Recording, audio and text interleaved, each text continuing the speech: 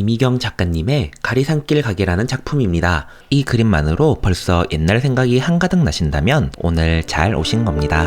어서오세요. 북극 서점. 안녕하세요. 북극 구멍가게에 와주셔서 감사합니다. 곰사장입니다. 오늘 아무 말이나 해볼 책은 이미경님의 구멍가게 오늘도 문 열었습니다 입니다.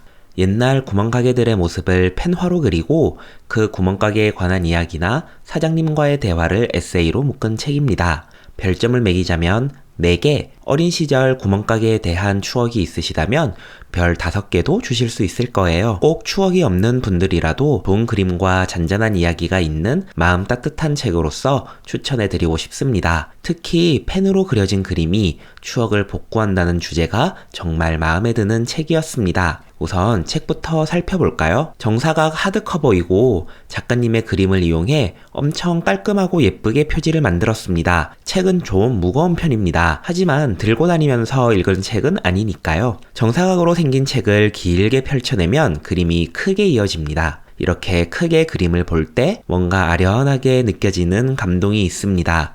작가님의 그림에 잘 맞추어 책을 엮어냈구나 싶습니다. 편집자의 많은 고민이 느껴지는 판형이에요. 도록을 살 때 항상 걱정하는 게 2가지가 있습니다. 인쇄 품질과 제 책의 튼튼함입니다. 다행히 이 책은 인쇄 품질이 정말 좋습니다. 눈이 번쩍 띄는 기분이었어요. 인쇄도 참 예쁘게 되어 있어 그림의 감동을 그대로 느낄 수 있습니다. 제 책은 다른 책들보단 장력이 조금 모자라게 느껴지긴 합니다. 하지만 바로 이유를 알 순 있었어요. 이어진 그림을 펼쳐서 볼 때 겹치는 부분 없이 이어서 볼 수 있도록 배려해주신 덕분이었죠. 쉽게 뜯어지지 않게 책 중간에 한번 실로 고정도 되어 있습니다. 엄청 쉽게 뜯어질 것 같진 않아요. 아까도 말씀드렸지만 편집자의 많은 고민이 느껴지는 책입니다. 내용으로 들어가기 전에 잠깐 한 번 더 인쇄 품질에 감탄하고 가시죠.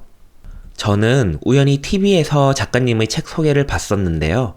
EBS 지식 채널 2에서 처음 작가님을 알 수 있었어요. 작가님의 그림과 배경음악으로 흘러나오는 음악이 너무나 잘 맞아서 깊은 밤 감상에 푹 젖었던 기억이 납니다. 배경음으로 나왔던 노래 중 너무 마음에 드는 노래가 있어 찾아봤더니 베스티로즈의 고잉 홈이었습니다. 그림이 마음에 들었던 이유는 펜화가 주는 따뜻함도 있었지만 추억과 향수가 살아나서이기도 합니다. 제가 어릴 적 살던 동네엔 구멍가게가 있었거든요. 그때의 추억이 막 살아났어요. 그래서 자연스레 오늘의 리뷰는 라떼앤마리아 특집으로 진행하려 합니다. 요즘 포켓몬 띠부띠부 실이 다시 유행이지만 그보다 전에 따조라는 게 있었죠. 기억하시나요? 치토스에 들어있었어요. 따조와 함께 한 봉지 더 이벤트도 있었죠. 따조를 종이 비닐에 넣어 놓는데 그 종이 비닐 안에 한 봉지 더가 들어있었어요. 생각보다 한 봉지 더는 잘 걸렸던 것 같아요. 친구랑 여러 봉지 사다 보면 하루에 한 번씩은 걸렸던 것 같거든요. 따조는 따조대로 한 봉지 더는 한 봉지 더대로. 저는 심지어 따조는 책도 장만해서 따조를 모았었는데요.